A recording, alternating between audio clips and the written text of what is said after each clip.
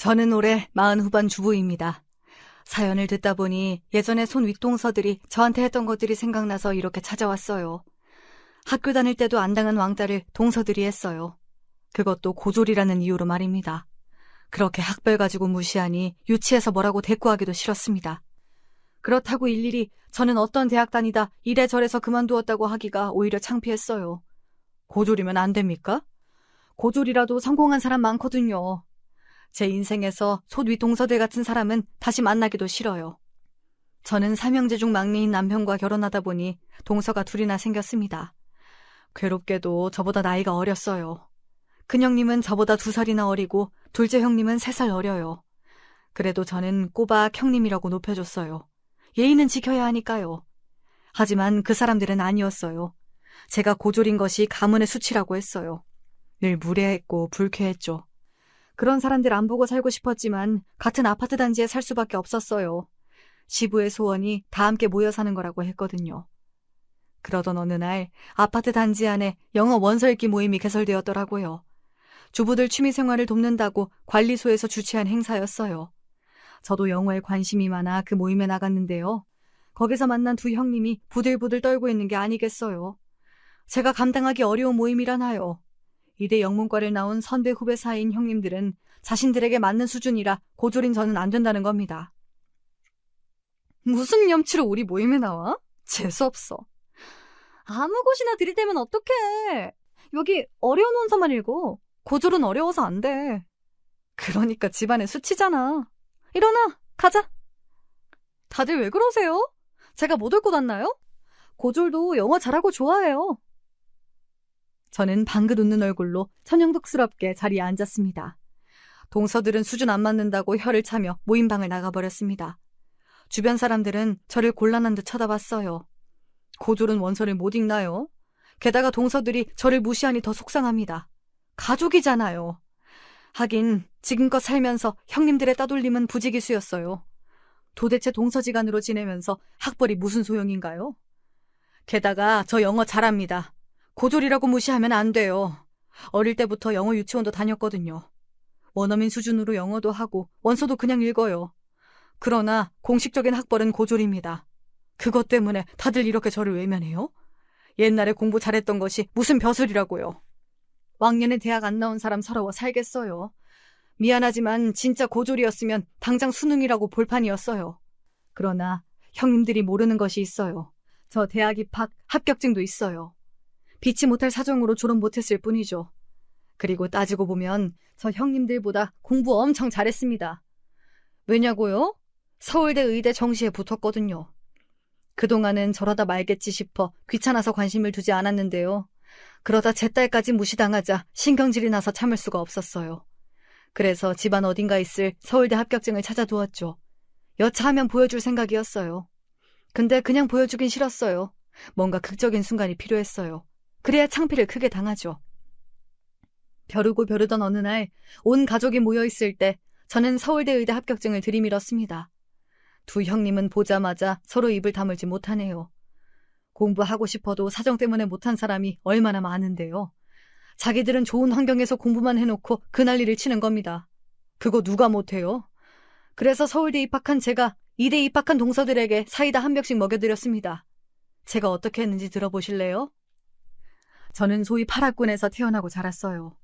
유치원부터 고등학교까지 고액교육만 받았는데요. 자랑이 아니라 오히려 그런 고가의 교육들이 제 인생의 패착이 아닐 수 없어요. 중요한 것은 돈으로 배울 수 없는 법이니까요. 그런 환경에서 살다 보니 저는 고등학교 때까지 공부 못하고 대학 못 나오면 죽는 줄만 알았거든요.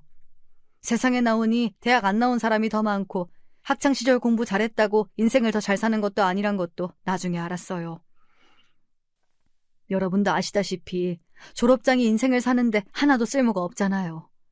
문제 하나 더 맞춘다고 진리를 깨우치는 것도 아니니까요. 게다가 서울의대에 합격한 것도 의사가 되기 위해서도 아니었어요. 그저 과시하고 싶다는 허영이었죠. 나 이렇게 잘났다 이런 것들 말이에요. 이렇게 학벌이 아무것도 아니구나 알게 된 것도 제 인생이 갑자기 달라졌기 때문일 텐데요.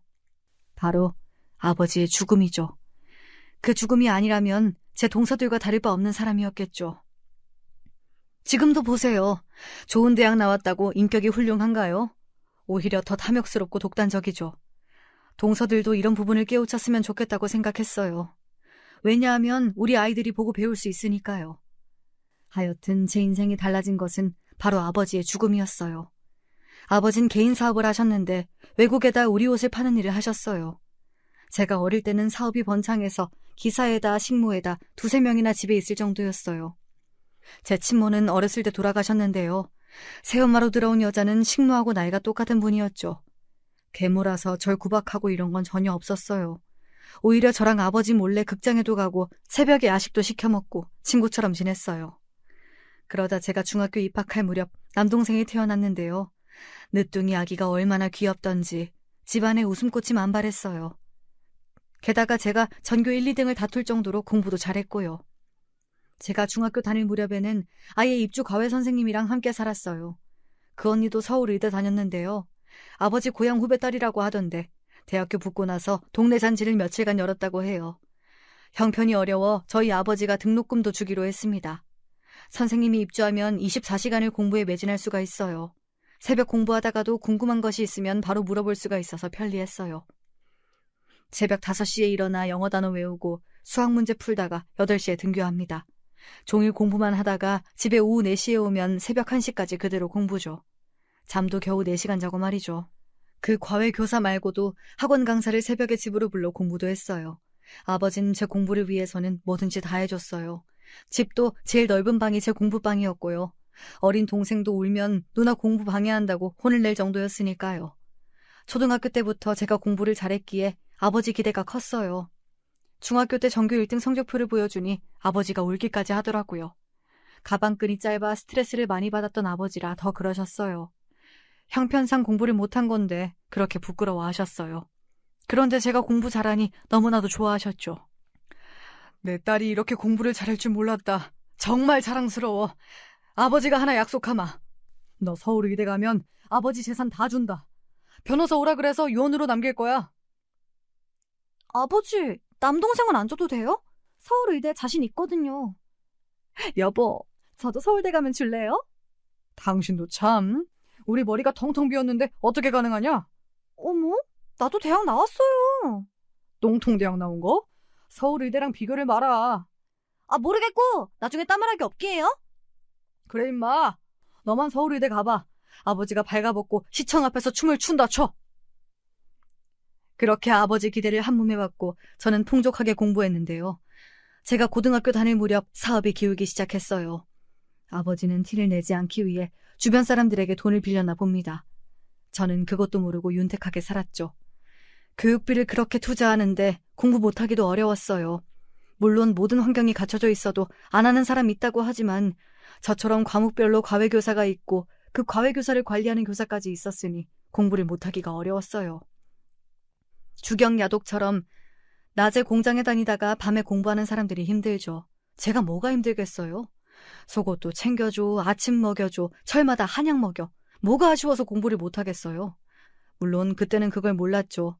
공부도 하기 싫고 확 놀고만 싶었는데 지금 생각하니 그때가 제일로 행복했어요. 결국 저는 아버지 소원대로 서울대 의대에 입학했어요. 거기 가서 보니 전국에서 공부 잘하는 애들이 엄청 많더라고요. 수석이나 차석을 할 수도 없을 정도였죠. 그래도 합격증을 들고 아버지께 가니 저를 안고 우셨어요. 고맙고 장하다면서요. 아버진 저한테 차까지 사주셨는데요. 지금 생각하니 그게 다 아버지가 돈을 빌려서 산 거래요. 자기 소원을 자식이 이루어줬는데 돈이 부족한 아버지 마음이 어땠을까 싶었어요. 하지만 아버지 사업은 그 당시 IMF로 인해 재기불량 상태가 되었고요. 제가 대학 1학년 때 완벽하게 망해버린 거죠. 저는 그때까지 우리 집이 힘든 줄 전혀 몰랐어요. 철없는 부잣집 아가씨였죠. 나 미국 갈래. 왜 못 가게? 대학만 붙으면 마음대로 하라고 했잖아. 지금 말고 다음에 가, 어? 아버지, 왜 못 가게? 미국 서부 일주하고 오고 싶어. 다음에 가. 아버지가 겨울에는 꼭 보내줄게. 내년에 미국 유학 갈 건데 그건 되는 거지? 여기서 졸업하고 의사 되면 되잖아. 저 의사 안 해. 아버지가 하도 가라고 하니까 간 거지. 나는 미국에서 영어 공부하고 싶어. 아버지가 서울대만 가면 소원 다 들어줄 것처럼 했잖아. 근데 왜 말이 달라? 짜증나게. 저는 아버지 사정도 모르고 미국에 놀러 가겠다고 짜증을 부렸어요. 아마 그 대화를 끝으로 아버지와 영영 작별했어요. 과거로 돌아가는 타임머신이 있다면 저 당시로 돌아가 아버지를 안아주고 싶네요. 철없을 때는 아버지를 위해 공부한 것처럼 저는 그렇게 공치사했어요. 그날 제가 화를 내자 아버지는 말없이 밖으로 나가셨어요. 입 밖으로 내지 않았지만 친엄마가 살아있었으면 아마 보내줬을지 모른다는 생각까지 들었어요. 그런데 오후가 지났을까요? 저는 친구들이랑 밥이나 먹어야겠다 싶어 외출 준비를 하는데 식무 언니가 제 방으로 뛰어왔어요. 왜? 누가 들어오래? 큰일 났어. 사장님이 돌아가셨대. 지금 너를 병원에서 부른다고 난리야. 누가? 아버지가? 왜? 도대체 말이 되는 소리를 해. 무슨 말인지 하나도 모르겠잖아. 아니, 사장님, 네 아버지가 갑자기 쓰러져서 돌아가셨대. 뇌출혈로. 그 말을 듣는 순간 시간이 멈춘 기분이었어요. 머리로는 이해가 되는, 가슴으로는 그게 말이 되나 싶었죠. 가슴 한복판에 누가 총을 쏜 기분이었어요. 황급히 병원으로 가보니 정말 아버지가 급성 뇌출혈로 사망하셨어요. 하얀 천에 덮여있는 아버지를 봐도 믿을 수가 없었어요. 한참 울고 나니 새엄마가 안 보인다는 것을 그제야 알았어요. 7살인 남동생만 저를 바라보고 있을 뿐이었죠. 동생아, 엄마 어디 갔니? 어디 간지 알아? 물어도 동생은 배고프다고 울기만 했어요. 하긴 7살짜리가 뭘 알겠어요. 제가 사람들을 찾아서 묻고 또 물어서 겨우 알아낸 사실에 절망했습니다. 새엄마가 회사 실장이라는 사람이 그나마 우리 몫으로 남겨둔 예금과 금괴 같은 것을 들고 도망가 버렸어요. 고등학생 정도라면 남들의 동정을 받았을까요? 일단 저는 대학생이고 성인이잖아요. 누구도 도와줄 사람이 없었어요. 남동생부터 장례식까지 모든 상황을 제가 감당해야 했어요. 장례식을 마치고 아버지를 바다에 뿌리고 돌아온 날, 대궐 같은 집에 살다가 방 한 칸 반지하로 이사 왔어요. 어린 동생은 제 엄마만 찾고 계속 울었어요. 그래서 전 도망간 새엄마를 찾아보자며 경찰서에도 다녀왔어요. 하지만 작정하고 사라진 사람을 찾을 길은 없었어요. 그렇게 정신없는 몇 주를 보내고 나니 집에 라면밖에 없는 걸 알았죠. 저는 일단 학교를 휴학했어요. 당장 먹을거리 살 돈도 없는데 등록금 마련은 무리였어요. 식무 언니들과 기사 아저씨가 300만 원을 모아 저한테 주더라고요. 그거라도 갖고 살아보라며. 아버지의 지인들부터 친척까지 잘 살 때 득실거리던 사람들이 모두 사라졌는데 저는 언니들과 기사에게 허리 숙여 인사했죠. 아마 살면서 한 번도 그들에게 그렇게 허리 숙여 인사한 적 없을걸요. 이렇게 하루아침 실질적 가장이 된 저는 생활전선에 뛰어들었습니다. 저는 제가 좋은 대학에 합격했으니 일자리를 손쉽게 구할 수 있을 거라고 생각했지만 편의점이나 식당, 마트 같은 곳에서 일하기엔 서울대 의대 합격증은 도움도 안 됐어요. 실질적으로 경력이 없어 아무도 채용하지 않았죠. 더 부담스러워했어요. 결국 과외를 하고자 결심했지만 그 당시에 IMF니 과외를 하겠다고 공고문을 붙여놔도 연락이 없더라고요. 친구들에게 겨우 부탁해서 알아보니 입주 가정교사 자리밖에 없더라고요. 입주 가정교사를 하면 돈도 많이 받지만 동생 때문에 그러지도 못했죠. 몇 달을 고생하다가 겨우 중학생 여자애 영어와 수학을 가르치게 되었어요. 동생이 어린이집 가는 낮에 하면 좋겠지만 그게 쉽지 않았어요. 그래서 할 수 없이 동생을 재우고 몰래 집을 빠져나왔어요. 그런데 어느 날 과외를 마치고 집으로 가는 길 집 앞에 경찰관들이 있는 것이 아니겠어요? 아니 학생, 그 어린애를 혼자 두고 가면 어떡해. 하도 울어서 신고가 들어왔어. 근데 애가 문을 열 줄 알아야지. 그래서 문 깨고 들어갔어요. 오늘 이 집에서 못 자. 경찰차 안에서 울고 있는 남동생을 저는 그냥 꽉 안아줬어요. 동생은 저를 보더니 대성통곡을 하는 겁니다. 자다가 깼는데 제가 없으니 놀랬던 모양이에요. 반지하 현관문은 경찰관들에 의해 해체되어 있었어요. 저는 그날 동생과 함께 지구대 숙식실에서 잠이 들었습니다. 그러고 나니 동생은 절대로 제품을 떠나지 않았어요. 결국 과외도 그만두고 말았죠. 동생은 새엄마가 집을 나간 후에 정신적으로 불안정했어요. 오줌도 싸고 바닥에 기어다니는 퇴행에 밤에는 경기를 일으켰어요. 과외는 일단 접고 일단 동생을 돌보기로 했죠. 며칠 제가 집에 있으니 안정이 되긴 했어요. 겨우 달래서 어린이집에 보내곤 고졸이라고 하면서 낮에 편의점 아르바이트를 시작했어요. 평생 걸레를 빨아본 적도 없는데 공부보다 이런 일이 왜 힘든 걸까요? 게다가 남에게 싫은 소리 하나 들어본 적 없었던 저였는데 말이죠. 다짜고짜 반말하는 사람부터 시간 있니? 몇 살이니? 애인 있니? 이런 것을 캐묻는 아저씨까지 각양각색의 사람들을 만났어요. 아버지가 보여준 세상은 참 아름다웠는데 이런 것들은 날 것 그대로였어요. 그 후에는 식당 아르바이트도 하고 주유소에서 주유 알바도 했어요. 낮에 할 수 있는 일은 거의 다 했을 거예요. 솔직히 동생을 보육원까지 데리고 간 적도 있어요. 근데 돌아가신 아버지 얼굴도 아른거리고 그곳에서 울고 있을 동생 생각에 도저히 맡길 수가 없었어요. 이렇게 온실 속의 화초로 자라온 제가 잡초가 되어야 하니 고생이 이만저만이 아니었어요. 그러나 혼자였다면 다 이겨내지 못했을지 몰라요. 남동생이라도 있으니 서로 의지가 되었습니다. 편의점에서 시급을 받아서 일을 하기에는 빠듯해서 고민하고 있는데 동기가 입주 과외를 소개해줬죠. 동생 데리고 와도 좋다는 말에 저는 두말 없이 그 집으로 찾아갔어요. 가봤더니 서울 의대를 목표로 하는 여고생이었어요. 아버지가 의사라고 하는데 성적이 반에서 중간 정도 하는 애를 어떻게 서울대를 보낼지 암담하긴 했어요. 심지어 겪어보니 공부에 아예 관심이 없었어요. 여자애가 성질이 얼마나 더러운지 공부하다가도 물 떠와라, 창문을 열어라, 닫아라 말도 많더군요. 여자애 엄마도 성적이 한 등수만 떨어져도 그동안 뭐 했냐며 난리를 쳤어요. 알고 보니 진상을 저에게 맡긴 모양이에요. 선생님, 얘 성적은 언제 올라요? 제 생각에는 서울 의대 갈 성적은 아닌 것 같아요. 그런 게 어딨어. 그러니까 내가 입주 과외시키지, 안 그래? 공부할 생각이 없어요.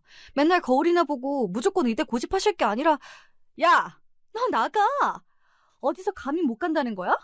내가 너 불쌍해서 동생까지 데리고 있으라 했는데 웃기네. 거지 같은 고아들 주제. 아니 아줌마, 고아가 왜 나와요? 여기까지 가르친 비용 주세요. 그럼 나갈게요. 재수없는 것들이야. 꺼져! 저는 그날로 집을 나왔습니다. 반지하에서 동생이 피부병이 생겨 거기로 들어가진 못하고 여간방을 전전했죠.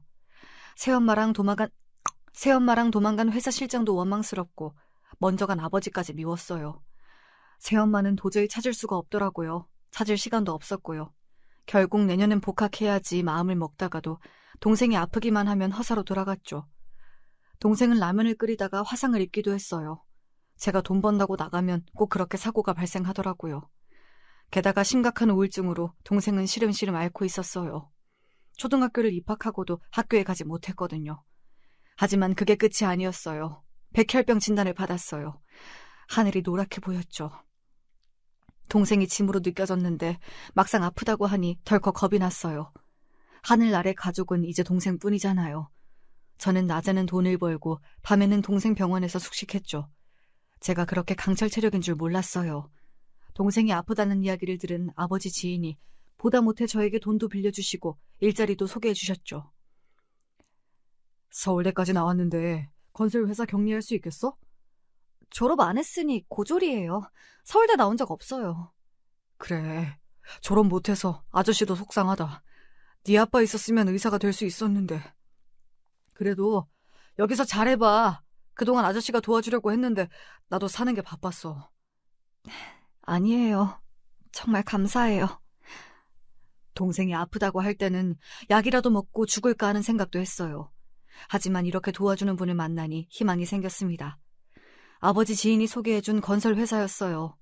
이력서를 쓰는 곳에 저는 서울대를 넣지 않았어요. 졸업도 안 했는데 쓰고 싶지 않았거든요. 격리하는데 의대가 무슨 소용이에요. 정규직으로 근무하고 대출도 받게 되니 더할 나위 없이 좋았어요. 금전적 여유가 생기고 좋은 치료를 받자 동생은 건강을 회복했어요. 3년간의 회사 생활이 주마등처럼 스쳐갔어요. 그러다 저는 운 좋게 남편을 만났어요. 그동안 격리부였던 부서 명칭이 재무부로 바뀌었고 저는 회계팀 대리가 되었어요. 남편은 회계팀에 들어온 신입사원이었고요.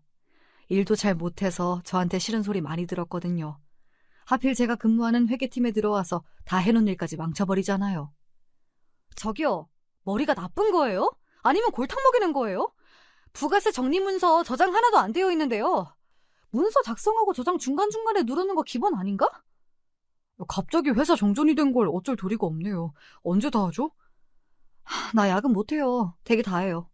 이 많은 걸요? 내 아침까지 혼자선 다 안 되는데. 아직 남동생이 초등학생이라 일 끝나고 서둘러 집에 가야 했거든요. 저녁도 줘야 하고 약도 챙겨야 하는데 평소 같으면 그냥 갔을 텐데요. 이 남자가 혼자 컴퓨터 앞에 앉아있는 게 왜 짠하게 보일까요? 우리 집에 갈래요? 가서 같이 해요. 네? 무슨 소리? 집에 가도 돼요? 아님 여기서 혼자 하세요. 혼자 사세요? 설마? 초등학생 동생이랑 같이 살아요. 아니, 무슨 생각을 하는 거예요? 남편은 제가 수작을 부린다고 생각했나 봐요.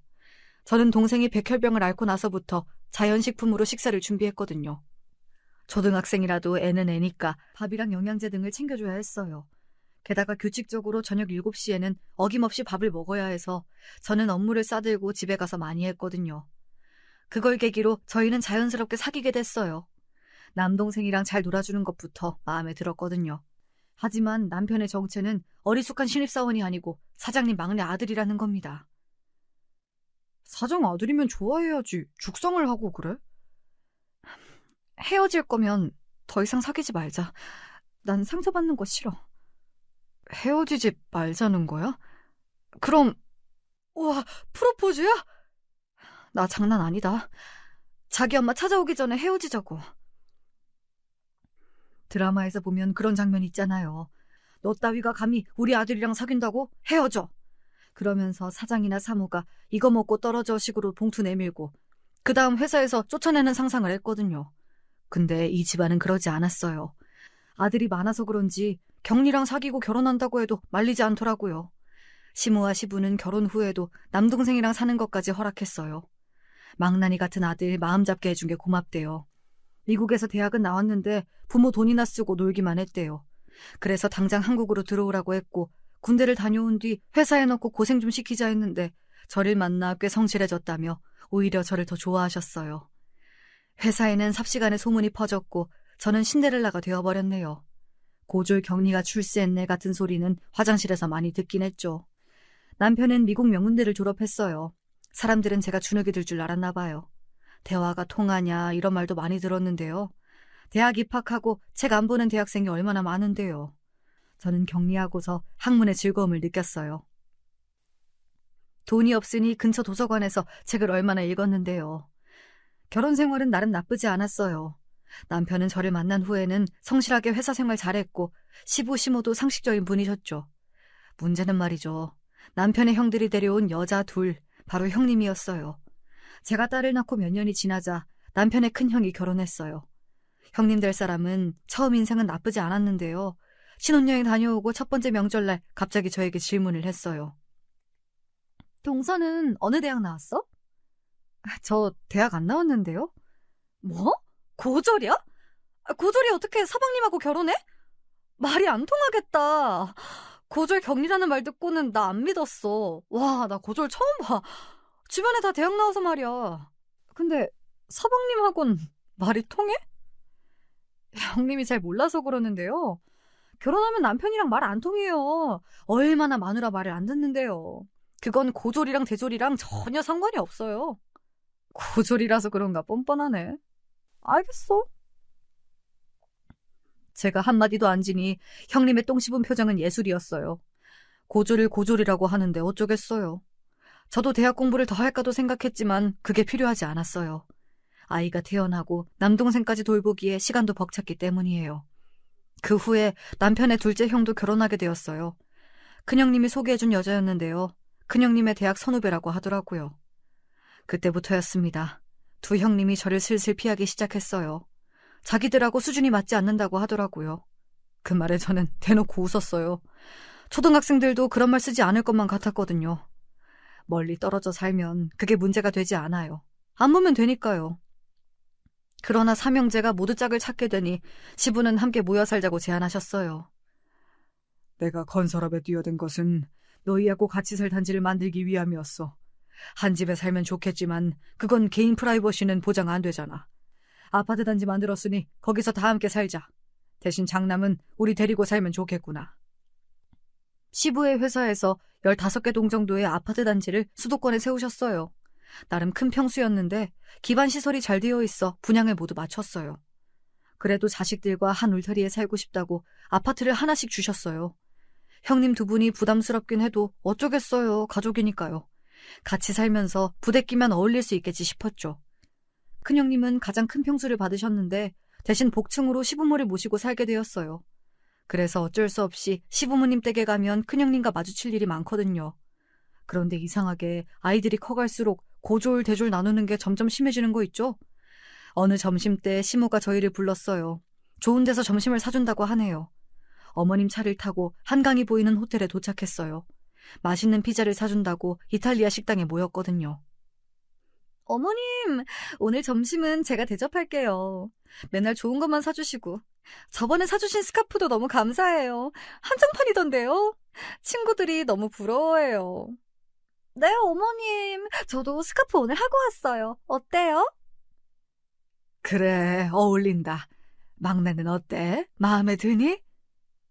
저는 못 받았는데요? 무슨 소리야? 저번에 내가 줬잖아. 저번 주 분리수거 할 때. 그때 쓰레기 주셨지. 스카프는 없었어요. 어머, 내 정신 좀 봐. 스카프 전해준다는 거 제가 깜빡했어요. 미안해, 동서. 매번 이런 식이었어요. 시모가 막내도 갖다 줘라 하는 게장이나 보리굴비 이런 것들 하나도 오지 않았어요. 시모가 잘 먹었니 물어보는 문자를 보고서 제가 안 거죠. 그래서 달려가 왜 안 주세요 하면 그제야 어머머 하면서 다 먹었다고 하는 겁니다. 자기가 애 낳고 건망증이 심해졌다고 하면서요. 주기 싫어서 그런 거 다 아는데 그렇게 시치미를 딱 떼더라고요.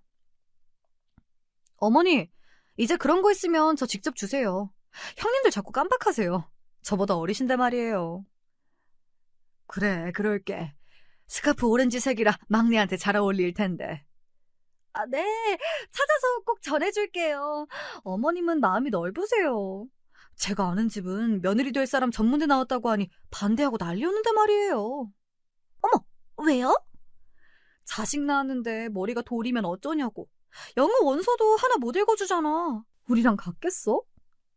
에이, 설마요. 학벌도 유전돼요? 살다가 처음 듣네.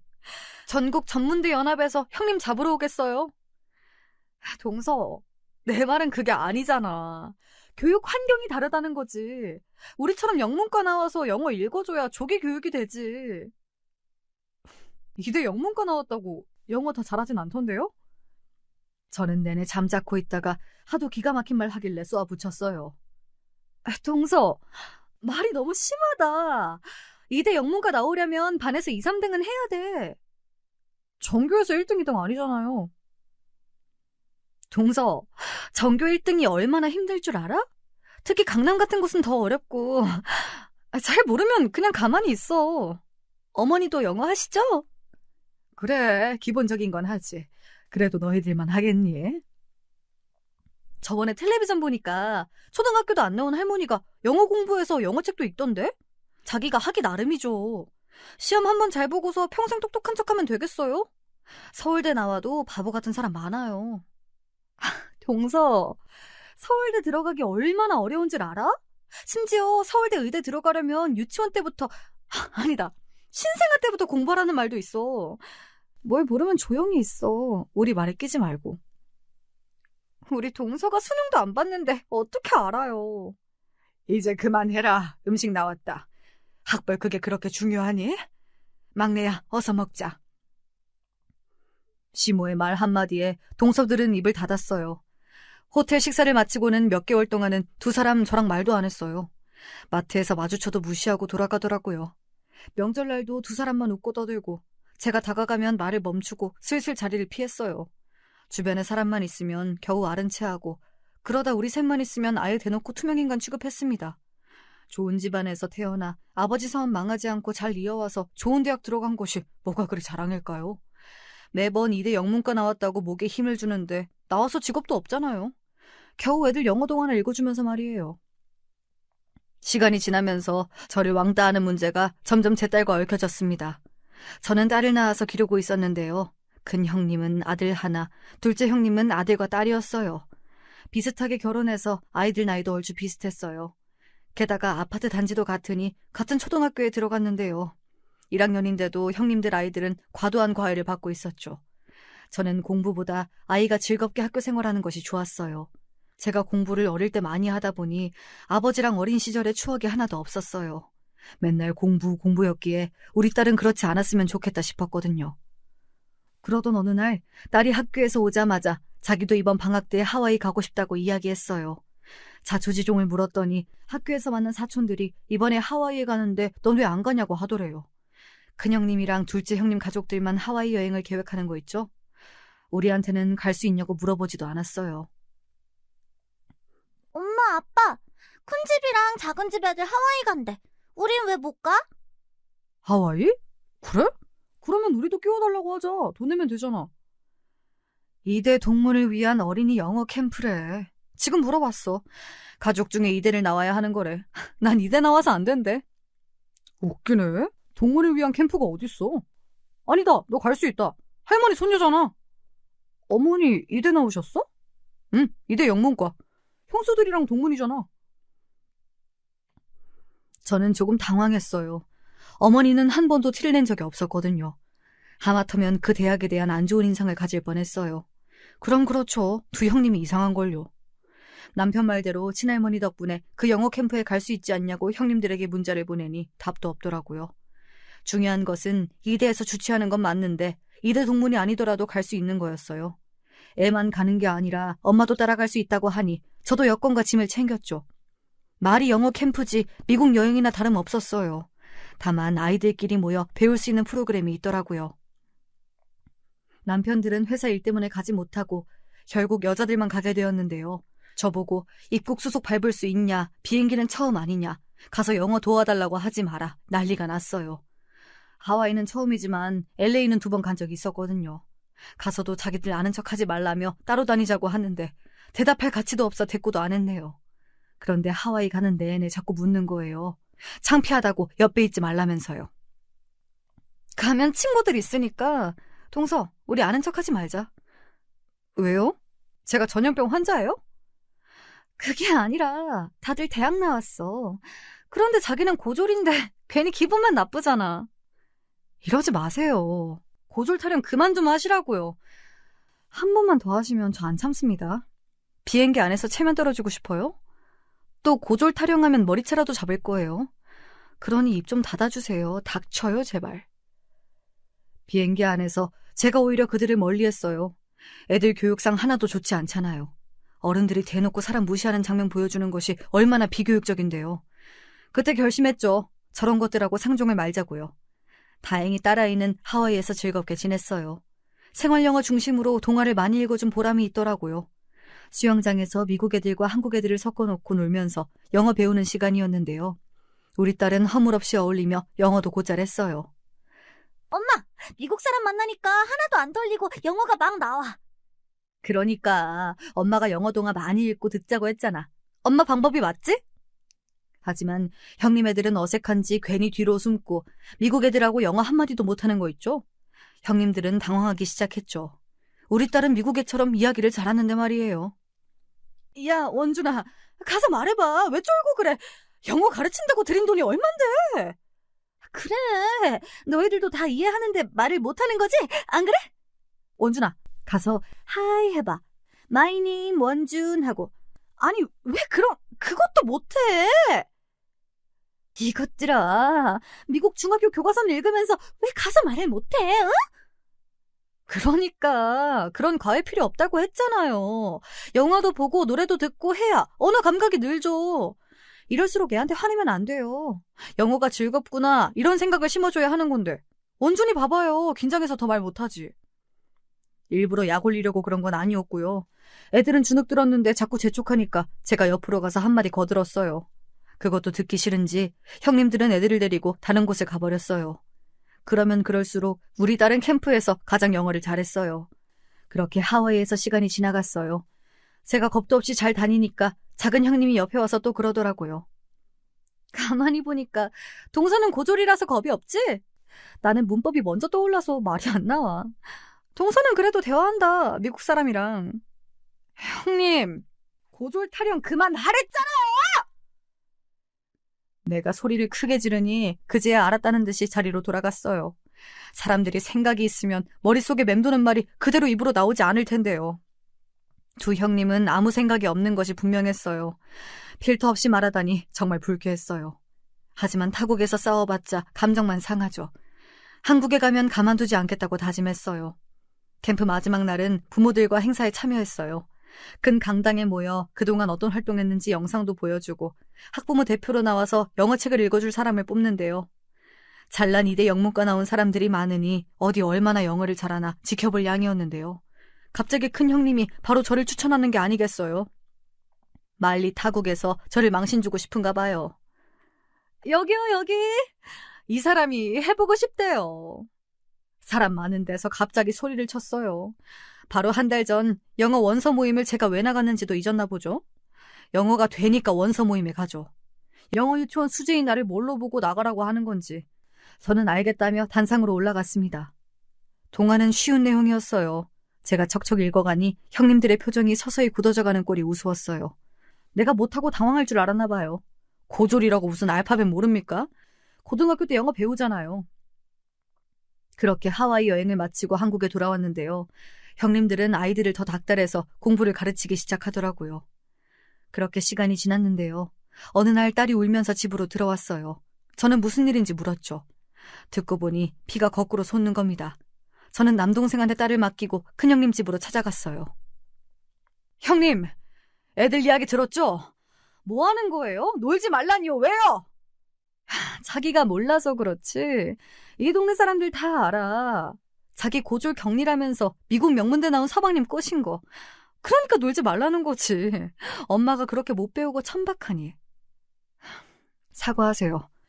우리 딸하고 저한테도 집에 원준이 있죠? 나오라고 하세요.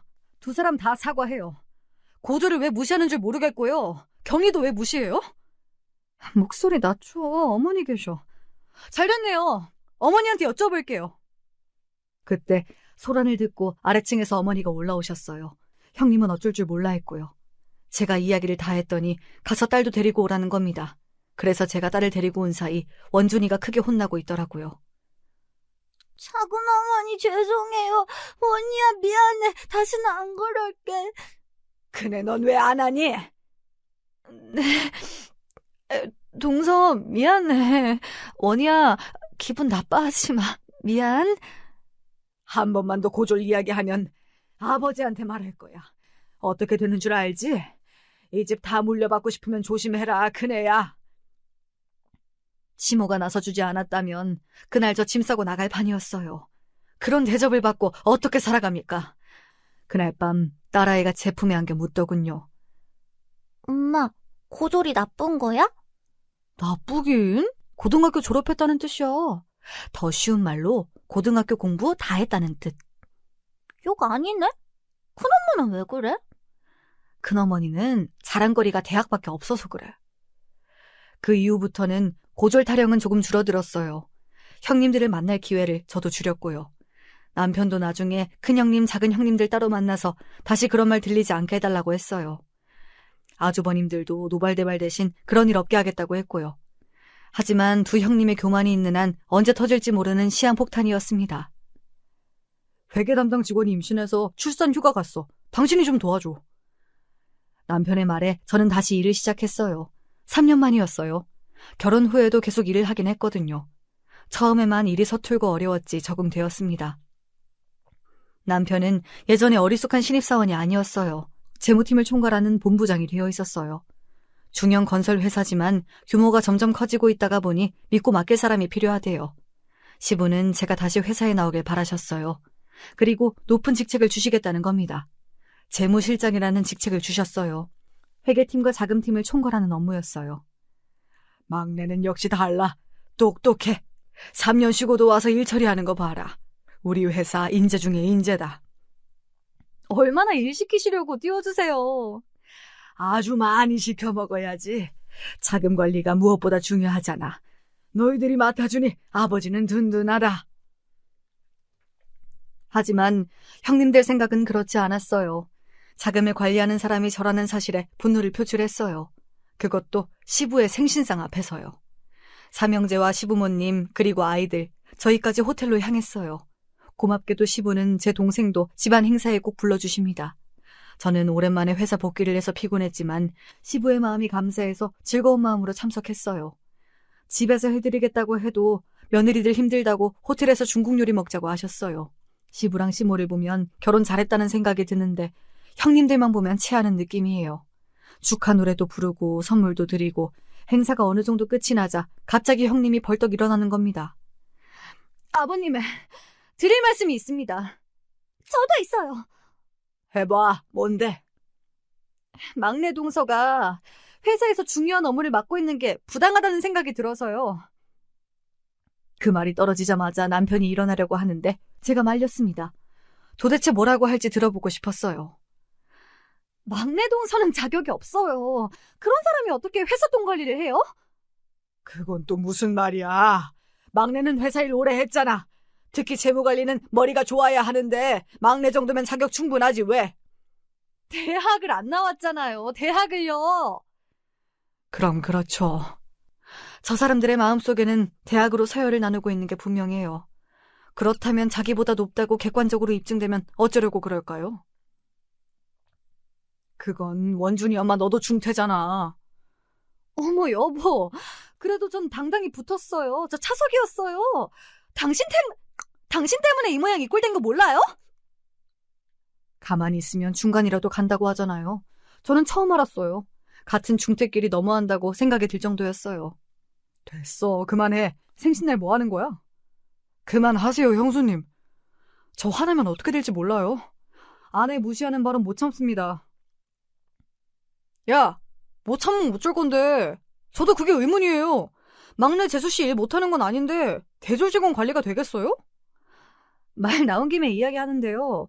동서는 그냥 고졸이잖아요. 그런 사람이 회사에 높은 직책을 가지고 있으면 회사 체면이 말이 아니죠. 저도 친정에 뭐라고 해요? 저도 마찬가지예요. 전 졸업도 했고 대학원도 나왔어요. 그런 사람은 집에 두시고 고졸 막내 동서는 재무팀장이요? 솔직히 말이 팀장이지 회사 중역이나 나름으로 없어요. 듣고 보니 그건 그렇구나. 그럼 너희들도 회사에서 일을 하던지. 그럼 되겠니? 인제 와서 그건 무리예요. 동서도 저희랑 똑같이 만들어주세요. 그래야 그게 공평할 것 같아요.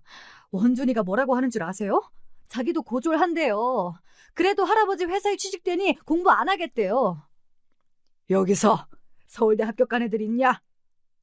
없죠. 우리 애들 서울대 갈 실력은 아니었어요. 그니까 공부는 막내 며느리가 제일 잘했지. 그게 무슨 말씀이세요? 서울대가 왜 나와요, 아버님? 서울의대 들어갈 실력이면 말 다 했잖아. 그럼 됐냐? 우리 회사 잘난 놈들도 서울대는 없다. 알아? 그렇다고 서울대가 답이라는 게 아니야. 첫째 네가 물어보니까 대답한 거다. 예?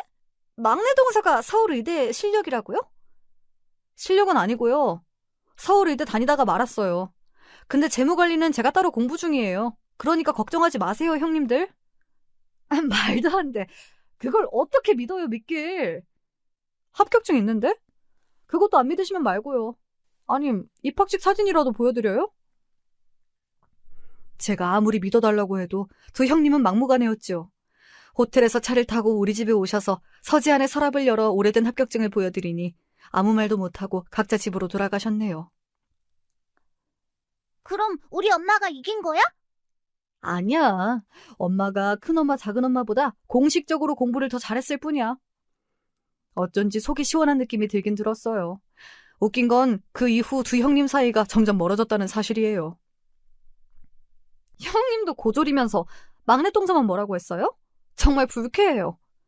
입학한 거면 졸업이랑 같은 거지, 그게. 그럼 막내 동서는 서울의대 졸업이에요? 창피하게 이게 뭐야. 저 형님이랑 이야기 안 하고 싶어요. 저 가요. 주차장에서 두 사람이 싸우는 걸 본 남동생이 이야기해 준 거예요. 고졸이니 중퇴니 자격 미달이다 다들 말씀이 많아서 저도 대학에서 회계 공부를 시작했어요. 물론 서울대는 아닙니다. 그동안 졸업장이 뭐가 중요하냐 했지만 결국 자격이 필요한 거니까요. 제가 입학증서를 형님들에게 보여준 그 일 벌써 수년 전 일이에요. 저는 회계 업무로 대학을 졸업했어요. 제가 공부를 계속하니 자연스럽게 우리 딸도 공부를 잘해 서울대에 들어갔어요. 의대는 아니고요. 국문과에 들어갔는데요. 자기가 하고 싶은 공부가 있대요. 큰 형님 아들은 결국 대학 입시에 실패해서 해외로 떠났고요. 둘째 형님 아이들은 재수에 삼수하고 있고요. 저는 계속 회사에 다니면서 점점 승진했어요. 질투가 심한 두 형님은 학벌이 중요한 것 아니라고 아무리 이야기해도 달라지진 않았어요. 그래도 자식들이 커가니 입은 조심하더라고요. 제 남동생도 원하는 대학에 들어갔고 나름대로 자리를 잡았습니다. 새엄마는 다른 사기죄로 감옥에 있다는 것만 들었습니다. 가끔 두 형님이 우리 딸 서울대 들어간 걸 너무 부러워하더라고요. 괜히 목에 힘을 주면서 살고 있어요. 지금까지 제 이야기 들어주셔서 감사해요.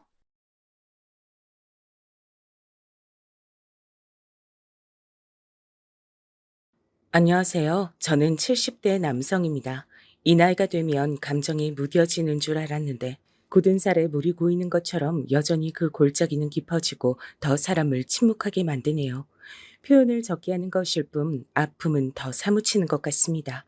제가 여기 사연을 보내게 된 건 아마도 저와 동년배 분들이 많으실 거고 자식 둔 부모로서 들어주실 것 같아서 보내봅니다. 단 몇 명이라도 내 감정이 공유해주는 사람이 있다면 남은 여생이 그나마 좀 사라질 것 같아서요. 저에게는 눈에 넣어도 아프지 않은 딸이 하나 있습니다. 제가 30대 중반에 아주 늦게 장가를 가서 얻은 딸, 수연이인데요. 사실 우리 딸은 어릴 때부터 지 엄마 사랑을 많이 못 받고 자랐어요. 이 또한 아이에게 너무 미안한 일입니다만 어릴 때 지 엄마가 집을 나가버렸거든요. 그때 아내와 헤어지던 날을 저는 잊지 못합니다. 때는 명절이었고 딸아이가 초등학생이었던 시절 아내는 집 세간살이를 거의 옮기다시피 해서 우리 눈앞에서 사라졌어요. 요렇게 달랑 전화 몇 통만 넣었더군요. 나야. 미리 말 못해서 미안하지만 당신도 짐작했을 것 같은데 난 당신과 이제 못 살아.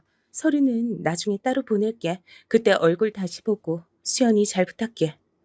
너 지금 어디야? 당장 여기 와서 얘기해. 집골이 이게 뭐야? 집 세간살이를 바늘 들고 튀었어 너. 어떻게 이럴 수가 있어 너? 미안. 이제 더 할 얘기가 없어. 전화 끊을게.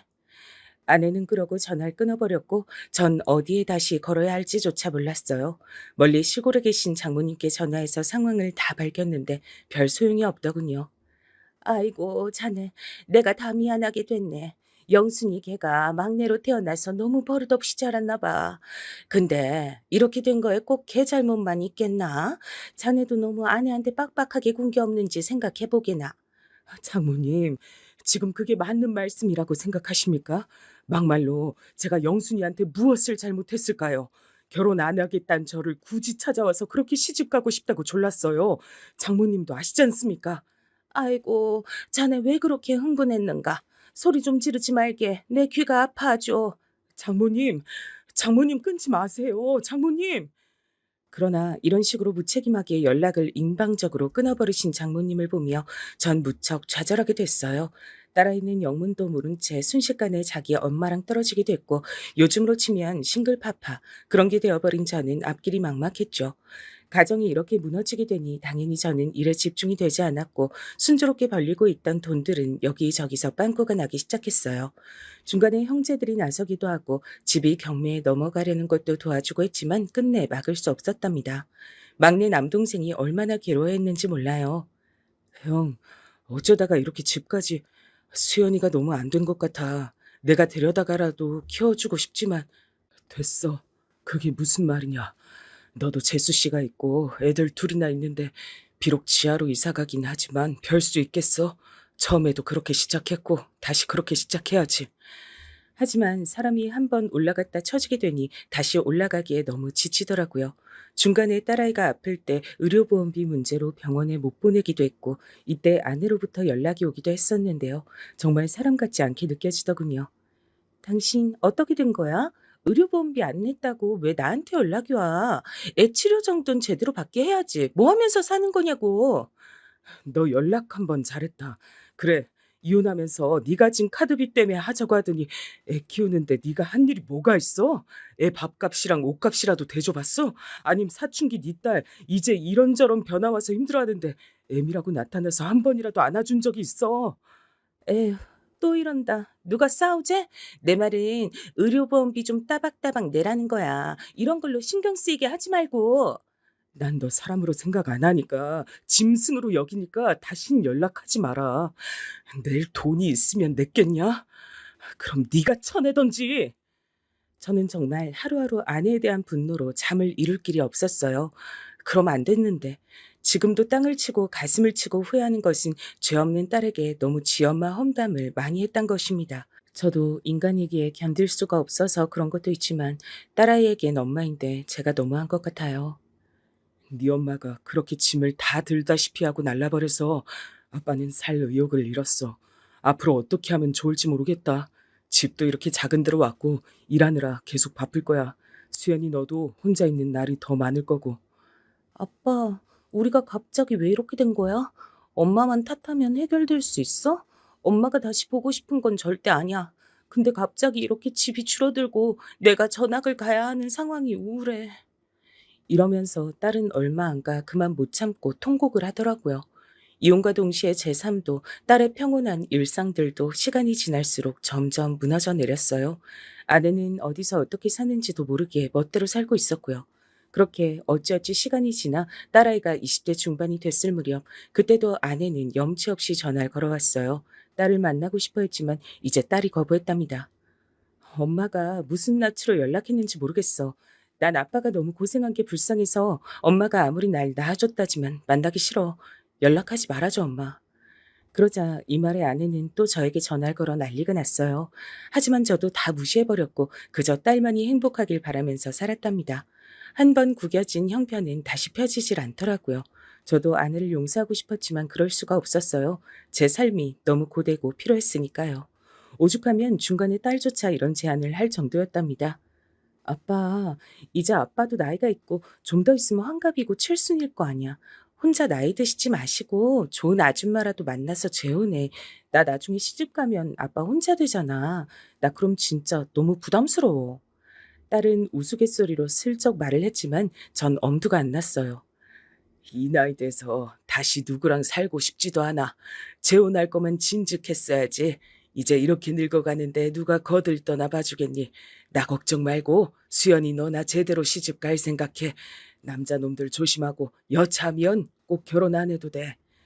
저는 딸에게 굳이 결혼 안 해도 된다고 말렸던 게 이제 정말 사람들을 믿을 수가 없게 됐으니까요. 아내와 그렇게 일방적인 이혼을 당한 이후 저는 정말 놀랍도록 부정적이고 고지식한 노인으로 나이 들고 있었던 것 같아요. 하지만 딸아이는 그런 저의 바램과 달리 어느덧 결혼할 나이가 됐어요. 제가 장가 가던 때 30대 중반은 무척 늙고 닳고 다른 나이였는데 요즘은 다들 늦게들 결혼하니까요. 이쯤 딸아이는 번듯한 남자 청년을 데려왔답니다. 아빠, 내 남자친구. 저기, 나 이 사람이랑 결혼하고 싶어. 남자친구도 결혼하자고 프로포즈했고 같이 살고 싶어.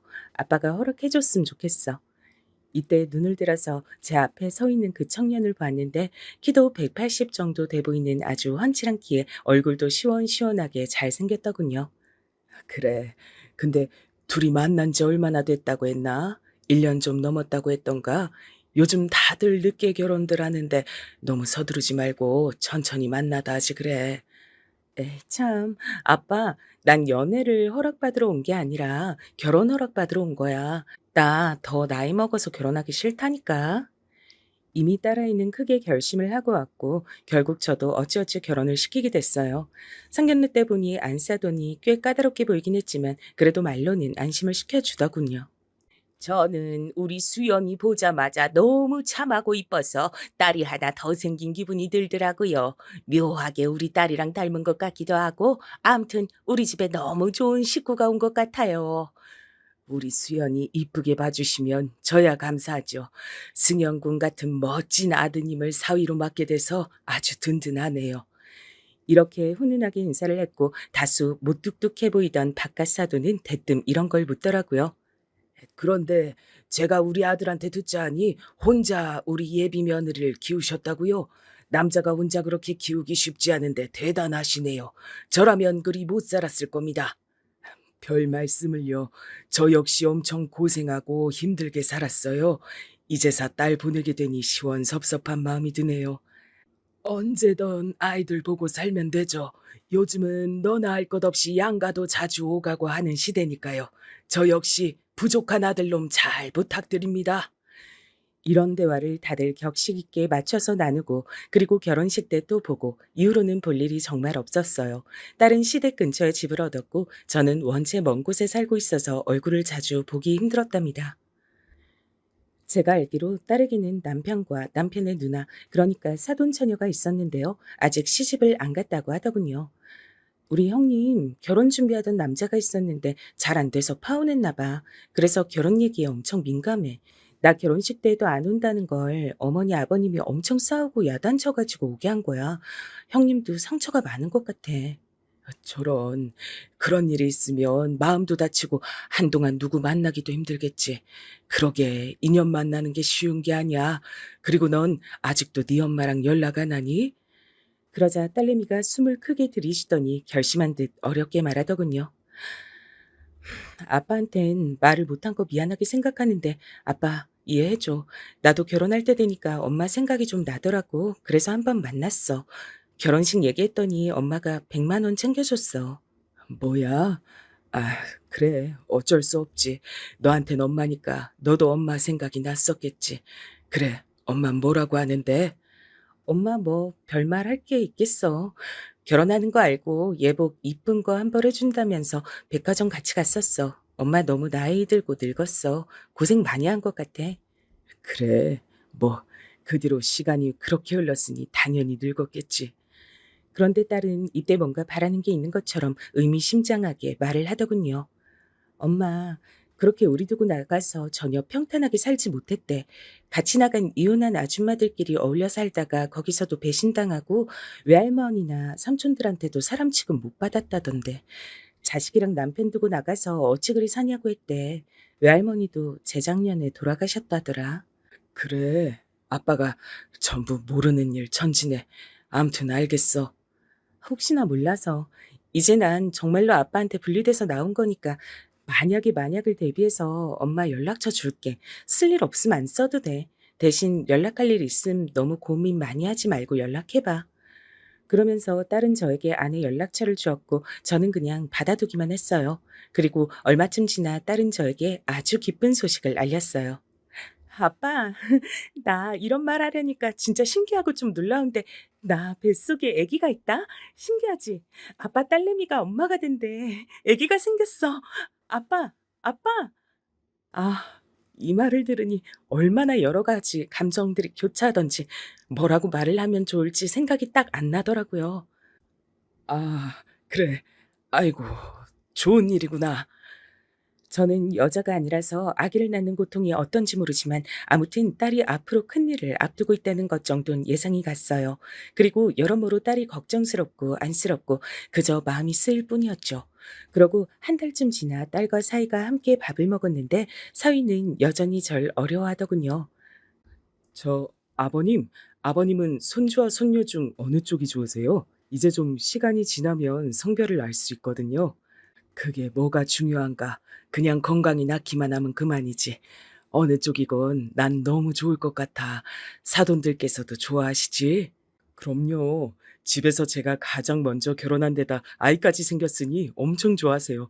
수연이 먹을 것도 많이 챙겨주시고요. 그래. 아무쪼록 우리 수연이 좀 잘 부탁하네. 자네도 아버지가 되는 거니까 신경 쓸 것도 많고 많이 외롭기도 할 거야. 여자들이 그런 거 잘 알아주지 않더라고.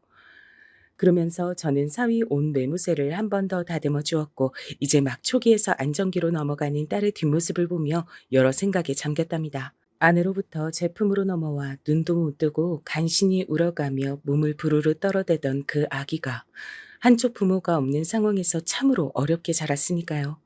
그런데 어느덧 성장해서 어른이 되고 또 그때 자기만한 아기를 몸 안에서 키워낸다니 생각이 많아질 수밖에 없었어요.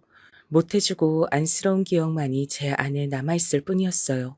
아마 이때가 아내와 헤어진 이래로 처음 아내에게 한 번쯤은 연락해볼까 생각했던 날인 것 같아요. 물론 하진 않았습니다.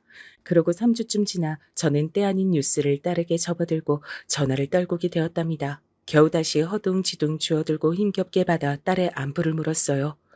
왜? 아니, 어쩌다가 그렇게 된 거냐? 그래서 너는 괜찮은 거야? 대답을 하는 딸의 목소리는 힘이 없었고 물기가 어려 있었어요.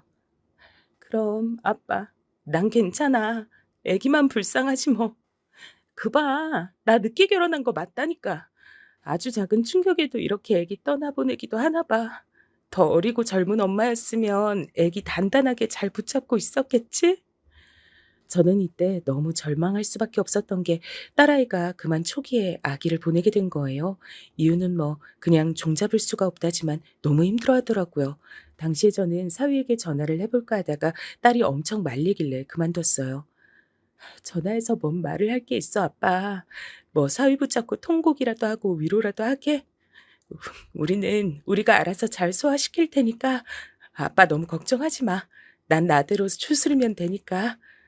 그러면서도 딸이 너무 안쓰러웠고 얼마간 딸에게 가끔씩 전화해서 어찌 지내는지 물었어요. 나 잘 있지 뭐. 사실 좀 쉬어가고 싶은데 어머니 아버님은 아기가 빨리 보고 싶으신가 봐. 아마 더 늦으면 더 안 생길까 봐 걱정돼서 그러시는 거겠지. 아니, 나한텐 네가 더 중요한데 뭔 소리냐. 아직 몸 회복한 지 얼마 안 됐는데 그렇게 빨리 애를 가져서 어쩌려고. 그러다 몸 망가지는 거 아니냐? 에이, 아빠 또 오버한다. 너무 걱정이 많아서 탈이야. 보통 이렇게 보내고 난 뒤에 아기가 더 잘 들어서기도 한데 아기 천사가 오면 축복이고 아님 좀 더 기다리란 뜻으로 알아야지. 아빠, 나 이제 좀 쉴게.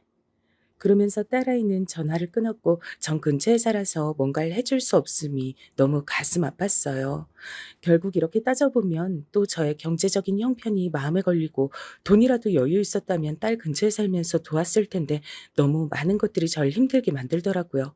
그러다가 명절날이 되었는데 결혼하고 첫 명절인데 딸한테 가타부타 연락이 없는 거예요. 제가 먼저 사위에게 전화했는데 그간 연락을 안 해서 그런지 서로 뭔가 어색하고 찬바람이 불었어요. 자네 잘 있었나? 이번에 수연이가 자네랑 온다고 얘기했던 것 같은데 벌써 다음 주인데 아무 말이 없네. 수연이 어디 아픈 건 아니지? 아, 그래서 저한테 전화하셨군요. 네, 아버님, 수연이 지금 자는 것 같아요. 몸이 많이 약해졌는지 자는 날들이 많네요. 저는 이렇게 전화를 끊긴 했지만 확실히 딸아이로 인해서 불안해지는 감정이 많아졌어요. 연락도 잘 안 받고 아무래도 그때 아기를 보낸 일로 많이 우울해하는 것 같더군요. 보다 못한 저는 사위에게 제법 긴 문자를 보냈답니다. 대충 우리 딸한테 잘해달라는 내용이었어요. 수연이가 원체 몸이 약한데 그 일을 겪고 나서 더 많이 우울해하고 힘든 것 같네. 자네도 가장으로서 힘든 일이 많겠지만 둘이 서로 도와가면서 잘 살았으면 좋겠네. 이런 식으로 길게 써서 보냈지만 사위는 읽고도 바쁜지 답이 없더라고요. 그 이후로 딸은 가끔씩 연락이 되긴 했지만 저희 집엔 잘 오지 않았고 계속해서 건강이 안 좋다는 말만 했어요. 아빠, 별건 아닌데 내가 요즘 몸이 너무 안 좋아서 약을 먹고 있어. 언제 기운 좀 차리면 아빠네 놀러 갈게. 걱정하지 말고. 그래서 전 그런가 했는데 이게 웬걸요. 딸아이가 괜찮다고 하면서 약속은 몇 번 미뤘고 가끔씩 전화 통화만 하면서 지냈는데요. 그러다가 폭설이 내리고 한파에 치달았던 어느 날 전 딸이 아닌 사위로부터 다급한 전화 한 통을 받게 됐답니다.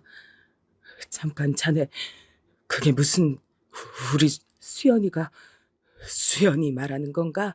수연이가 어찌 됐다고? 저기 네 아버님 지금 바로 오셔야 할 것 같습니다. 사위는 아주 달달 떨리는 목소리로 힘겹게 말을 했고 전 전화를 내려놓고 몸을 움직일 수가 없었어요. 그냥 오늘 날씨는 유독 을씨년스럽게 춥고 이따 퇴근하면 어떻게 몸을 녹이면서 뭘 할까 정도만 생각하고 있던 아침이었어요. 그런 날에 딸이 어젯밤을 기점으로 해서 사망한 것 같다는 연락을 사위로부터 받았어요. 저는 방바닥에 발이 묶여버린 사람처럼 일어날 수가 없었어요. 그러고 택시를 타고 움직이는 길에 그때 처음으로 거의 수십 년 만에 딸아이가 주었던 전 아내의 연락처로 전화를 걸었어요. 여보세요? 누구세요? 나야, 수연이 아빠. 그러자 아내는 잠깐 숨이 멎은 듯 말이 없더니 겨우 그러냐고 답을 하더군요. 이때 저는 더 어쩔 것도 없이 말이 마구 튀어나와 제어가 되지 않았어요. 지금 당장 와야 해. 수연이가 나도 지금 연락을 받았어.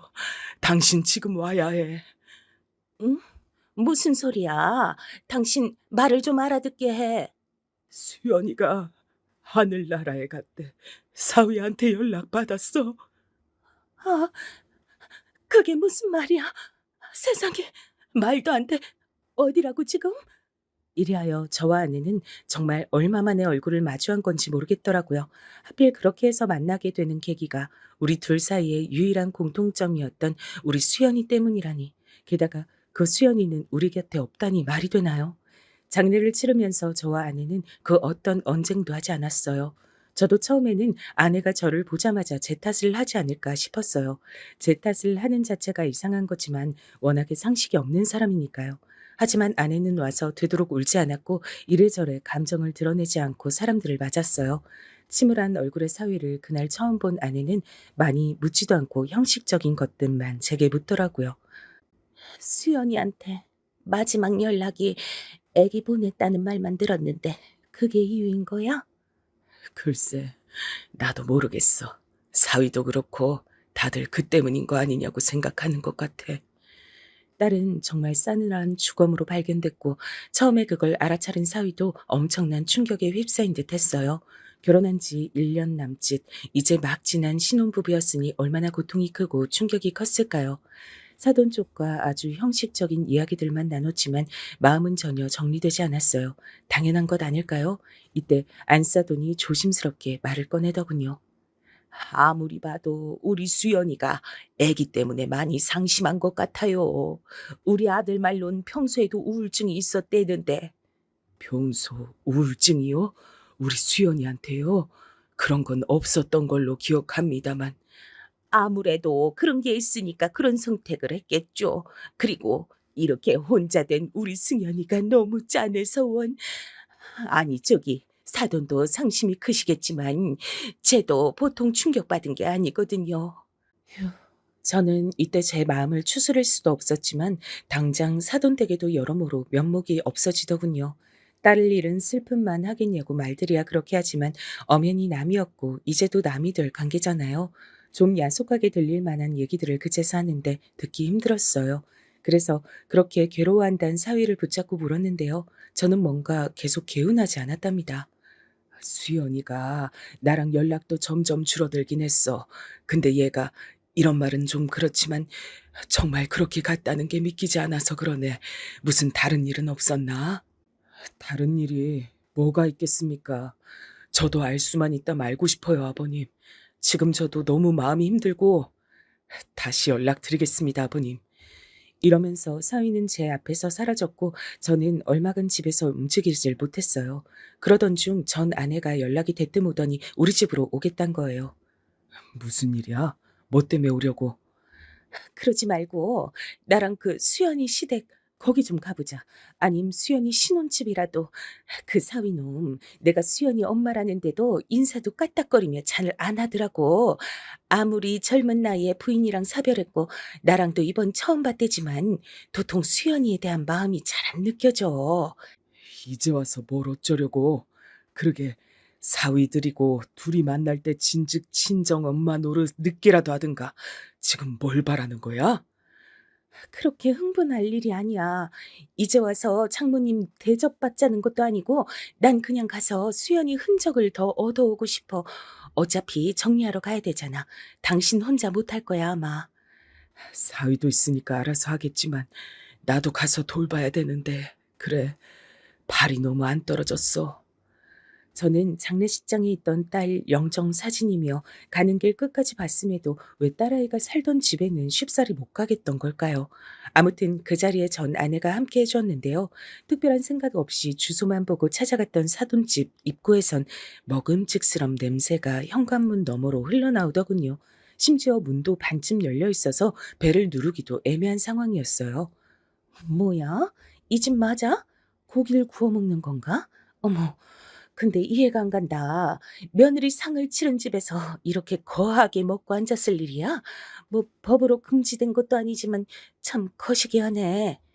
그러면서 아내는 꽤 불쾌했고 저도 순간적으로 인상을 찌푸렸는데요. 그때 안에서 들려오는 소리에 저는 완전 귀를 쫑긋 세우고 듣게 됐어요. 그리고 이 대화는 도저히 맨정신에 듣고 있을 수 없는 내용이었답니다. 떠들고 있는 사람들도 역시 맨정신이 아닌 듯 했고요. 가장 먼저 제 귀에 꽂힌 것은 약간 까탈스레 느껴졌던 안사돈 목소리였어요.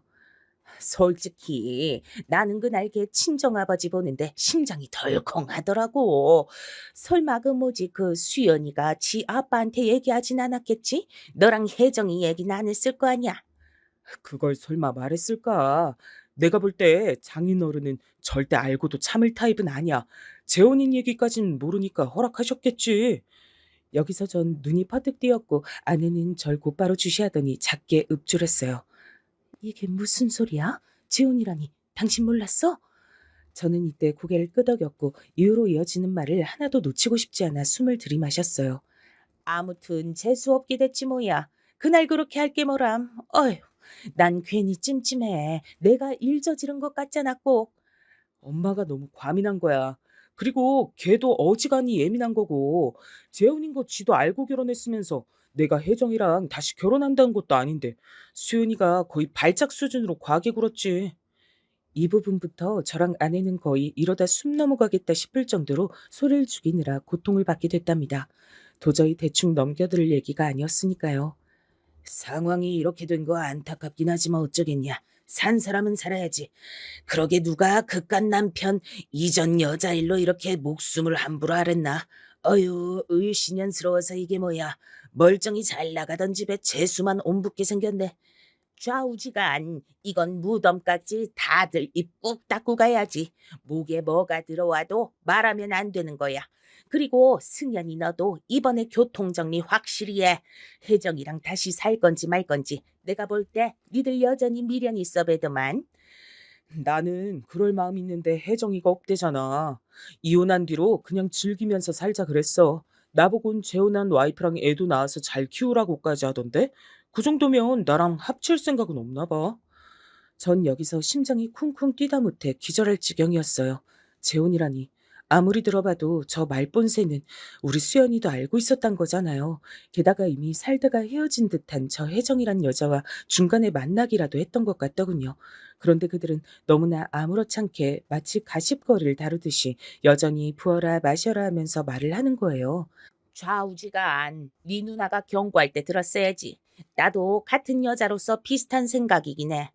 여자들 촉이 얼마나 좋은데. 솔직히 우리끼리 얘기지만 난 수연이가 너 혜정이랑 모텔 드나든 거 알고 애기 보낸 거 맞는 것 같아. 시기가 딱 그렇잖아. 전 여기서 저도 모르게 그만 짧은 탄식이 입 밖으로 흘러나왔고 저랑 마주보고 숨죽이던 아내가 돌연 미간을 확 찌푸리더라고요. 그러나 다행인지 불행인지 그들은 저들끼리 취해서 떠드느라 모르는 것 같았어요. 아이, 엄마, 말 좀 그렇게 하지 마. 누가 들을까 무섭네. 그게 무슨 나 때문이야. 그때 수연이 걔가 미친 듯이 예민했어. 재혼한 거 다 받아주고 사는데 아직도 만나는 거냐는 둥 블랙박스랑 핸드폰 다 뒤지고 완전 미친 애처럼 굴었다니까. 지가 그렇게 무리해서 움직이니 애가 오다가도 사라지지. 저는 이때 옆에서 아내가 제 발을 지그시 밟지만 않았더라면 그냥 무작정 정신 나간 사람처럼 이 집 안으로 뛰쳐 들어갔을 거예요. 마치 독립투사처럼 말이에요. 아내는 절대 안 된다고 기다리라고 아주 무섭게 인상을 쓰면서 절 제어했어요. 그런 아내의 눈을 마주보는데 아내의 눈을 이렇게 정면으로 마주보니 참 묘한 감정이 올라오더군요. 그러면서 말도 못할 서글픔이 올라왔어요. 좌우지간 그냥 이렇게 잘 묻어야지 뭐 어떡해. 나도 처음엔 좀 움찔했는데 별 수 없어. 일이 이렇게 돼버린 걸. 그리고 내가 뭐 혜정이랑 다시 살겠다고 질 버리고 이혼하자고 한 것도 아니고 지 멋대로 소동을 벌인 거 아니야. 이 부분에서 전 딸아이가 이 세상에서 사라진 날의 진짜 얘기를 듣게 됐어요. 그때 아내가 눈을 질끈 감더니 미숙하게 핸드폰을 꺼내 동영상 버튼 같은 걸 누르더군요. 퍼식하고 켜지는 소리가 너무 컸는데 하늘이 도운 걸까요? 사위건 안싸돈이건 누구건 바깥의 소리를 못 듣더군요. 나도 미치겠더라고. 지가 나 좋아 죽겠다고 난리더니 재혼인 거 밝혔을 때 지 멋대로 헤어지자고 했다가 지가 다시 매달렸잖아. 근데 나 결혼한 다음 혜정이랑 만난 건 진짜 딱 4번뿐이야. 모텔 갔다가 수연이가 차 운전해서 쫓아온 건 2번이고 혜정이도 기겁했어. 으이구 이놈 새끼야. 이건 네 편 못 들겠다. 누구 들을까봐 무서워 죽겠네. 임신한 새 와이프 두고 전처 만나서 모텔 드나드는 놈이 내 아들 새끼라니. 내 새끼니까 덮고 가는 거지. 만약 사위였으면 넌 죽었어. 아, 내가 일 벌인 거 아니라니까. 혜정이가 갑자기 연락 오더니 그날따라 분위기가 그래서 암튼 2년이나 같이 살았던 부부니까 오랜만에 보고 마음 맞을 수도 있는 거지. 하여간 수연이게 진짜 그날 귀신 같았어. 차에서 내리는 거 보고 내가 다 애가 떨어질 뻔했다니까. 저는 이 말을 들으면서 속이 타다 못해 썩어 문드러져서 덩어리로 뚝뚝 떨어지는 느낌이 들었어요. 내 딸, 내 예쁜 딸, 태어났을 때 그렇게 안아보고 감격에 젖었던 우리 딸, 그 자그마한 한 주먹으로 내 손가락 하나를 꽉 쥐던 그 감촉이 아직도 잊혀지지 않는데 그 딸의 마음을 그리고 그 뱃속에 있던 아기까지 이놈의 짐승 같은 치가 다 망가뜨려 버린 거예요. 제 눈이 도는 걸 저도 느꼈지만 아내도 동시에 느꼈는지 여러 번 저를 계속 붙들고 못 들어가도록 억제했어요.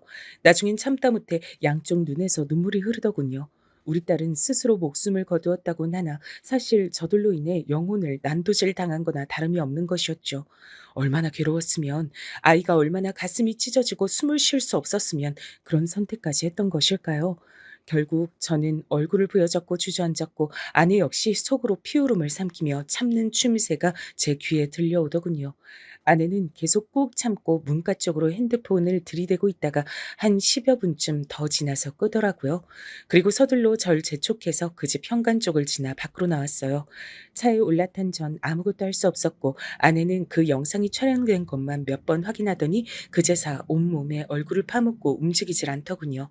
아내와 저는 정말 이때 한 거의 30여 분쯤 됐을까요? 온몸이 마비되고 굳어버린 사람처럼 전신에 쥐가 난 마냥 움직일 수가 없었어요. 차라리 몰랐더라면 어땠을까 싶을 정도로 심장이 뜯기는 느낌이더라고요. 가장 최악의 때 저에게 그렇게 원수 같고 원망스럽던 대상이 이렇게 제 옆에 있어서 힘이 될 줄 꿈에도 몰랐어요. 꿈에도 잊지 못하고 이를 갈며 원망하던 전 아내가 딸아이를 잃은 상황 앞에선 저와 세상 둘도 없는 동지가 되어 그간 일은 일단 묻고 한마음이 됐거든요. 일단 당신 헛짓할 생각하지 말고 좀 생각을 해보자. 얘기를 정리해봐야지. 아우 죽겠네. 나 토하고 싶어. 어떡하지? 어디 가서 하고 오든지. 여기 비닐봉지 있어. 그런데 아내는 그 비닐을 받아들고 아무것도 못하고 쓴 구역질만 하면서 온 얼굴이 다 흘러내릴 정도로 울더군요. 막상 누군가가 그렇게 옆에서 처절하게 우니 저는 울 수도 없었어요. 감당이 안 되는 슬픔이 온몸에 들어차니 몸이 밖으로 내보내지도 못하는 것 같더라고요. 우리는 어찌어찌 그렇게 하루를 넘겼고 저는 당분간 회사를 쉬게 됐어요. 회사에서 같이 일하던 제 또래 주임과 동료들은 모두 제 딸의 결혼식에 왔던 사람들이에요. 그러니 말들을 아끼더라고요. 딸내미 애기 가졌다고 그렇게 좋아하던 사람이 아니야, 이러면 안 되지. 이 얘긴 그만할게. 쉬고 와, 쉬고 와야지. 나는 감히 상상도 못하겠다, 자네 마음을. 그러고 저는 집으로 돌아와 전 아내와 일단 마주하게 됐어요. 딸아이 문제를 두곤 둘 다 숨도 쉴 수 없고 잠도 못 자고 뭘 못 먹고 앞으로 나갈 수가 없는 상태였거든요. 서로가 너무 불안하고 숨이 막혀 뭘 못하고 멈춰 있다가 이튿날부턴 안 되겠다는 생각이 들었어요. 수연이 어떡하지? 수연이 생각에 아무것도 못하겠어. 뭐든 해야 해. 어떻게 하지? 당신은 어때? 당신도 마찬가지 아니야? 나 그날 뭔 정신으로 동영상 찍겠다고 그걸 눌렀나 몰라. 나 같은 기계치가 말이야. 나는 키오스크도 다룰 줄 몰라서 뭐 사 먹지도 못하고 젊은 애들 돈 받아야 되는데 이게 녹화는 됐더라. 나 근데 소리는 안 들어봤어. 당신이 다시 확인 좀 해봐. 그래서 전 다시 소리를 켜서 들어보니 사위새끼의 입에서 나오는 그 역겹고 끔찍한 소리들이 추접스럽게 한 15분가량 이어지더군요. 나는 못 듣겠는데 당신이 대신 들어보니 어때? 대충 뭔 내용인지 나와? 알아들을만 하겠어? 어디다가 들려줘도 될 정도야? 그 정도론 충분해 보여. 근데 이게 나도 모르겠네. 어디다 의논을 해야 하나? 저는 아무래도 저 혼자 있는 것보단 낫겠지만 아내와 둘이 있는 것만으로는 부족해 보였어요. 결국 막내 남동생에게까지 이 사실을 알려 도움을 요청했어요. 남동생 역시 조카를 보낸 슬픔에 아직도 괴로워하던 중 이 소식을 알고 충격을 받았어요. 형, 내가 주변에 좀 알아볼게. 우리 처조카가 변호사잖아. 뭐든 정보를 좀 얻을 수 있겠지. 그거 영상 나한테 좀 보내줘. 이렇게 해서 남동생에게 일단 넘겼지만 저는 가만히 앉아 기다릴 수가 없어 사위에게 연락했어요. 아, 네, 아버님. 오셔서 수연이 유품 가져가신다고요? 핸드폰이요? 핸드폰은 못 봤는데. 수연이 핸드폰이 왜 없겠어? 그 집에 있을 거 아니야. 걔가 그날 그러기 전에 핸드폰만 어디다가 버렸을 리가 없잖아. 집에서 그런 일을 벌였는데 나 지금 거의 다 왔으니까 문 열어봐. 저는 사위에게 미리 말하지 않고 바로 들이닥쳐서 찾으러 들어갔고 사위는 무척 짜증난 얼굴로 문을 열어주더군요. 그 아버님, 안 그래도 제가 모시려고는 했는데 저도 정신이 없어서 저기 제가 같이 찾아드리겠습니다만 비켜. 자네랑 할 얘기 없으니까. 네?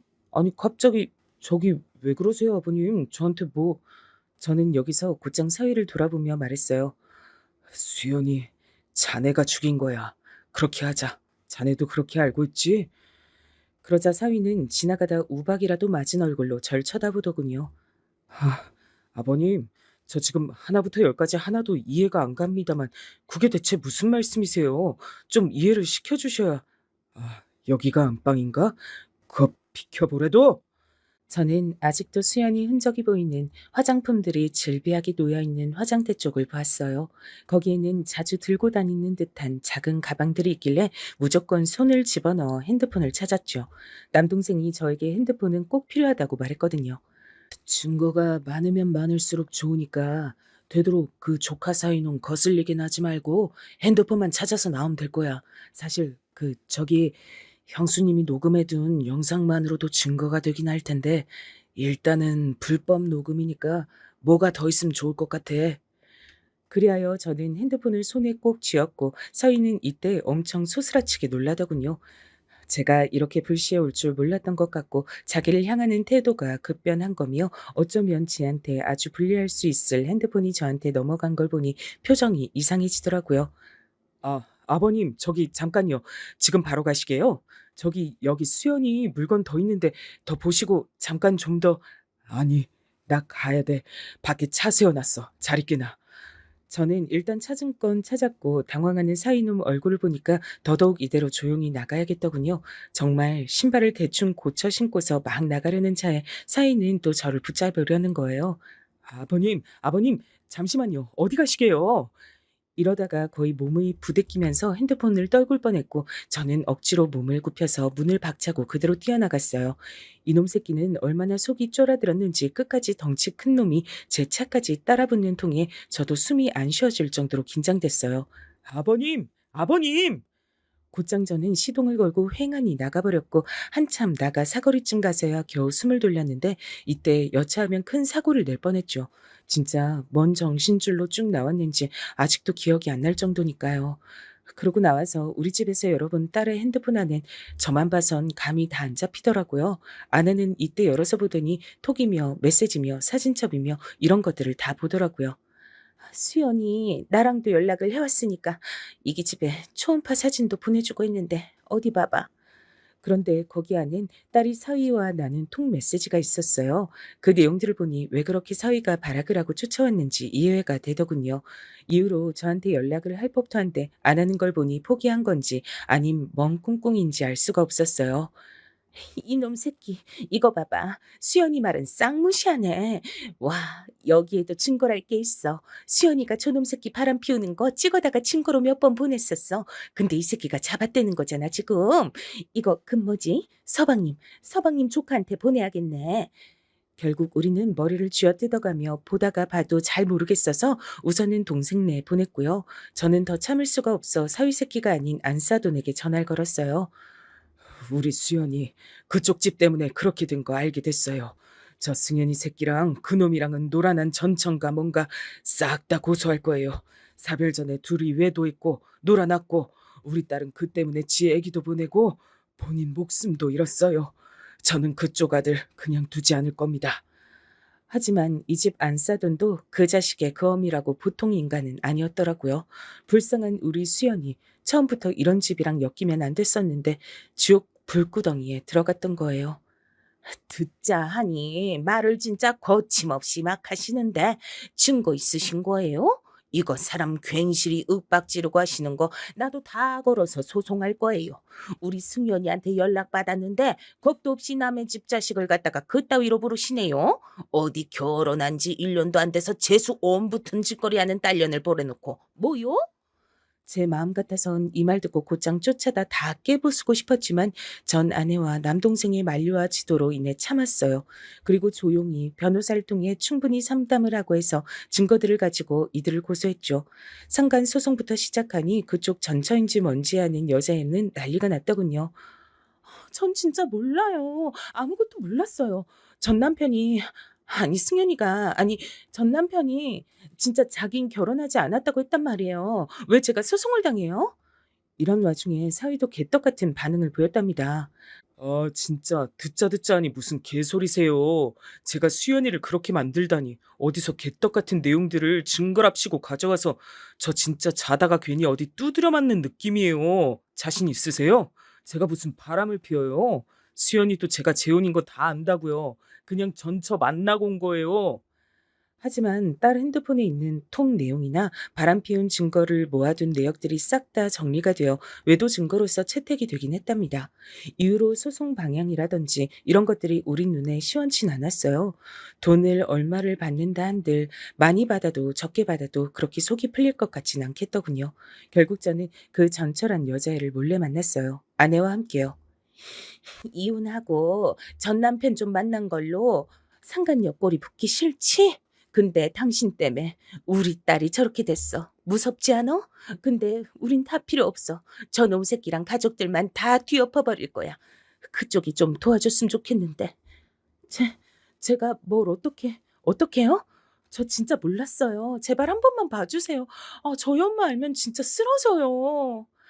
그쪽이 알고 있는 거, 저 승현이 새끼 뭐 부숴버릴 만한 거 아는 거 없어? 우리도 뭔가 시원하게 복수하는 게 있어야 이제 다 잊고 접을 거 아니야. 그건 근데 저는 정말 잘못 없는 걸로 해주세요. 진짜 제가 모텔 가고 싶어서 간 게 아니고 전 진짜 와이프 있는지 몰랐다니까요. 됐고 빨리 말해. 뭐 없어? 결국 이 여자 애불통이 나온 사실은 여기 안사돈이 하고 있는 아동복 옷가게 정도밖에 없었는데요. 그래도 그게 거의 생계를 담당하고 있다더군요. 어머님, 암튼 전 시어머님이었으니까 이해해 주시고요. 암튼 그걸로 돈 엄청 벌어서 건물 올리시기도 했어요.